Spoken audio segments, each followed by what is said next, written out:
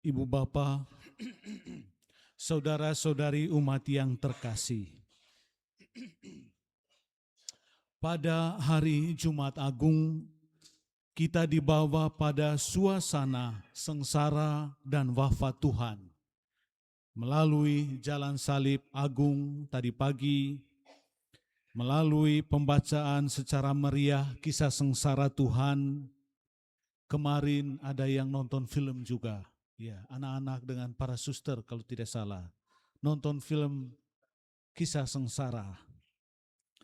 Kita dibawa sekali lagi pada suasana sengsara dan wafat Tuhan melalui perayaan-perayaan ini. Di sini tentu kita hadir sebagai orang beriman dan pengikut Kristus yang percaya akan maksud besar Tuhan di balik peristiwa sengsara ini.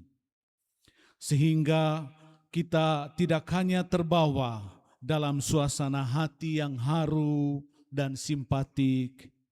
Tadi waktu jalan salib saya foto-foto orang, ada yang terisak-isak menangis luar biasa.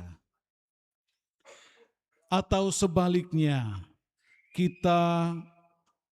suasana hati kita yang jengkel atau marah atas kekejaman para serdadu, penguasa, dan orang-orang atau pemuka Yahudi. Namun iring-iringan doa pun terus kita panjatkan dalam hati, memohon belas kasih Allah bagi pengampunan atas dosa kita dan keselamatan kekal bagi semua mereka yang kita kasihi. Saudara-saudari terkasih dalam Kristus, peristiwa salib bagi orang-orang tidak beriman akan Kristus adalah tanda hukuman paling hina. Tetapi bagi kita orang beriman, itu adalah jalan keselamatan yang dipilih oleh Allah melalui jalan salib dan akan menjadi sempurna dengan kebangkitan Tuhan. Tuhan mengorbankan diri, memberi diri sebagai tebusan atas dosa, dan dengan itu Dia menyelamatkan kita dari kematian. Santo Paulus katakan, pemberitaan tentang salib memang adalah kebodohan bagi mereka yang akan binasa, tetapi bagi kita yang diselamatkan, pemberitaan itu adalah kekuatan Allah. Sebagai orang-orang yang percaya, para pengikut Kristus, kita lalu menempatkan salib dalam hidup beriman kita. Di mana-mana, di rumah, kantor, sekolah, dikalungkan pada leher, pada tangan, dan sebagainya. Kita jadikan salib sebagai tanda yang segera menyadarkan iman kita. Setiap kali kita berdoa atau beraktivitas, sampai mungkin ada yang sebelum menebak angka pun bikin tanda salib. Atau anak-anak yang nyolong, curi buah-buah di tetangga sebelah, pakai tanda salib dulu. Apakah yang kita sadari atau renungkan seketika ketika memandang atau membuat tanda salib yang ada di mana-mana itu? Tentu kita tidak menyembah patung salib. Ketika kita memandang tanda salib itu atau membuat tanda salib Tuhan sambil merenungkan sengsara dan wafatnya, dalam seketika itu sekurang-kurangnya kita dibawa pada kebenaran iman, yaitu salib sebagai tanda cinta, tanda kasih Tuhan yang paling agung buat pribadi kita, buat manusia. Tuhan mengasihi dengan kasih yang paling agung, yaitu mengorbankan diri bagi keselamatan kita.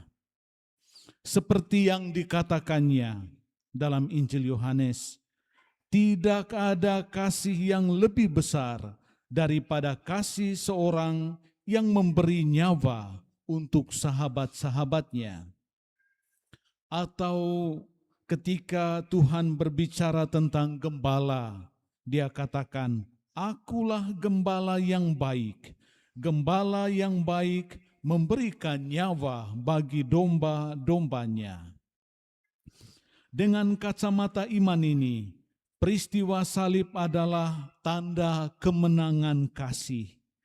Peristiwa salib bukan lagi jalan kehinaan atau akhir yang gagal dari sebuah proses, tetapi bukti kesetiaan dan komitmen yang sempurna untuk mencintai, untuk mengasihi. Saudara-saudari terkasih, semoga perayaan hari ini membuat kita boleh diteguhkan karena Tuhan mengasihimu. Tuhan mengasihi setiap kita dengan kasih-Nya yang paling sempurna. Kadang kita merasa sendiri, bahkan dihina, direndahkan. Hari ini kita diajak untuk percaya bahwa Tuhan senantiasa mengasihimu. Dalam Injil Yohanes, kita dengar kalimat yang indah, "Jikalau dunia membenci kamu, ingatlah bahwa ia telah lebih dahulu membenci aku daripada kamu.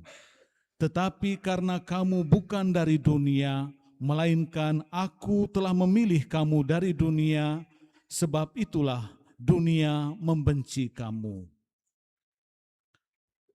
Ada romo kita yang muda mengambil ayat yang indah dari kitab Mazmur 27 ayat 10.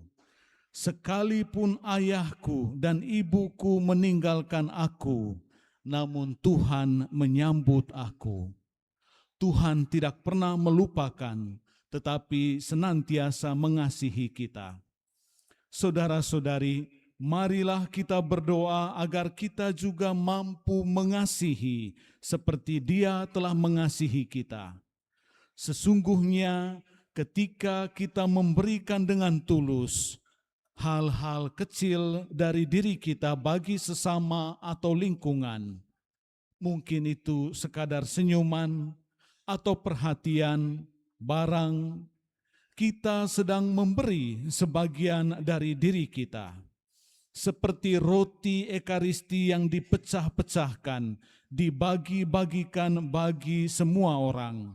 Demikian pula diri kita saat membagikan sesuatu kepada orang lain atau bagi lingkungan di sekitar kita.